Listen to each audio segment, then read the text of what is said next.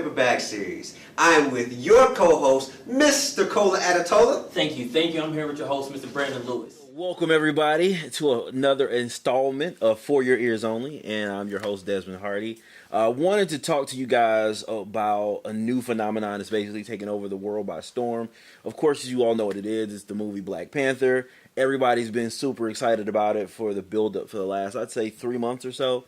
And it looks like it's right now at about on pace to crack $1 billion in sales, which is amazing considering the fact that, you know, there are more than black folks who went to go see this movie and support it. I think it's important from a stylistic standpoint to remember the impact and the power of black people and how we are the architects of cool, and we set the stage for what cool is in society. But I think even deeper than that are the themes and the meanings within the movie. Particularly, the one I want to talk about right now is the actual conflict between the lead character T'Challa, who is the Black Panther, and his nemesis Killmonger. I think it's important because it's something that we're still dealing with here, and I actually would entitle it Diaspora Wars or Diaspora Wars. I don't know why I had a hard time pronouncing that or enunciating that. That's kind of funny. But the reason I bring that up is because T'Challa and Eric Killmonger actually represented the divide and the conflict between traditional Africans who come to America and African Americans. And I wanted to address this in particular because this affects me personally, and I've got a lot of Africans that I love in my life, and I know how it's affected them personally as well. And I think it's time for black people, in order to heal and overcome some of the things, the toxic messages that we've learned from white supremacy, it's important that we learn to heal each other as well. So in understanding the divide and the conflict between Killmonger and T'Challa, it was very important to understand Killmonger's backstory. His dad came to America, met a woman, fell in love with her, and had this child. And in the process of doing so, he became embroiled in the struggle for black rights and black liberation. And even though he was doing that, it was a conflict between his brother's nation of Wakanda and their involvement or their policy of non-involvement in other nations' affairs. This led to Killmonger's father being killed and leaving him without a father, much like what black people in America understand and know in terms of a more recent phenomenon.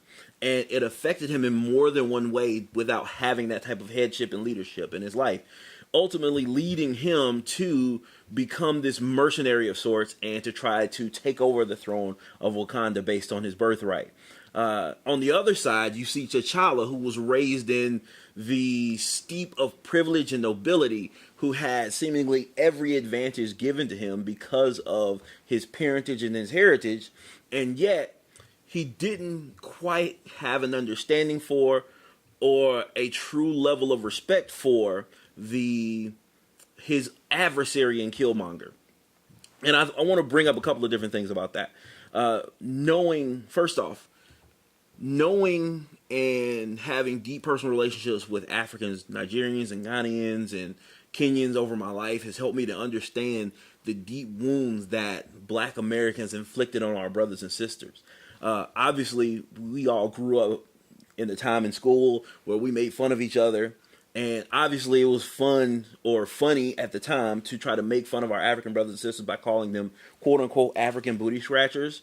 If you ever stop and take notice of your African brothers and sisters that you know very well, they have a very deep and emotional response to that, because it wasn't just a joke to them. It wasn't just a ha, this is funny. The subtext behind that type of humor, the subtext behind that type of ridicule was rooted in the white supremacist belief that coming from Africa meant that you were inferior. It came from a belief that coming from Africa meant that you were stupid, that you were ignorant, that you lived in huts or in abject poverty, and that you came here, or that they came here in order to avoid that. When we know for a fact now that Africa has anything but just abject poverty and leopards and lions and elephants and gorillas.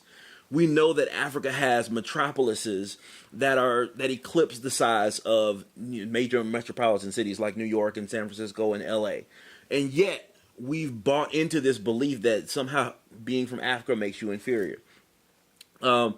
We've also had this idea that we've been programmed into believing that somehow looking like your African heritage means that somehow inferior as well. Like, we'll wear Italian shoes, we'll wear an Italian suit, we'll drive a German car, and at the sight of anyone wearing anything that looks like an African print, we'll look at that as somehow inferior. Again, it's about how we've been programmed. And those messages, whether we intended for them or not, have seeped into the psyches of our African brothers and sisters, and we've let them know that they are less than because of who they are and also where they come from. And in the words of Malcolm X, we come from the same place. So we come from Africa whether or not we were born there. So in the same way, a kitten comes from a cat even if it was born in an oven. And I think it's important for us to understand the deep wounds that we inflicted on our brothers and sisters from Africa. In the same way, to look at some of the divides between T'Challa and Killmonger, T'Challa had this deep, rich history and heritage to draw from. He had this deep rooted guidance from his community and his ancestors with which to draw from. And it represented wealth far beyond his net worth because he had a community of people with which to draw from, or from which to draw from, to give him guidance, direction, and clarity. And that can be very similar to our African brothers and sisters who have the heritage and the history to not only know where they're going, but to know where they came from, which is something that we lack as African Americans. And I think what's important is understanding the divide there is, in the particular movie, Killmonger represented the class of African Americans who were angry at the abandonment that they felt, or the betrayal that they felt at the hand of the Wakandans, because this country had these rich resources, financial, technological, economic, and yet they didn't share them with the rest of the world, or more specifically with their brothers and sisters across the world. And in the same way, there's a richness in African tribal heritage that hasn't been shared in the same way. Because just like African American kids made fun of African kids by calling them African booty scratchers, there was a word that Africans used for African Americans. They actually called us cicatas. And what that term actually means is a stray. It's like a stray kitten or a stray cat. And in a lot of ways, that term is actually factually accurate because our heritage and history has been cut off from us due to 300 years of chattel slavery. However, African Americans owe something to Africans, and Africans owe something to African Americans.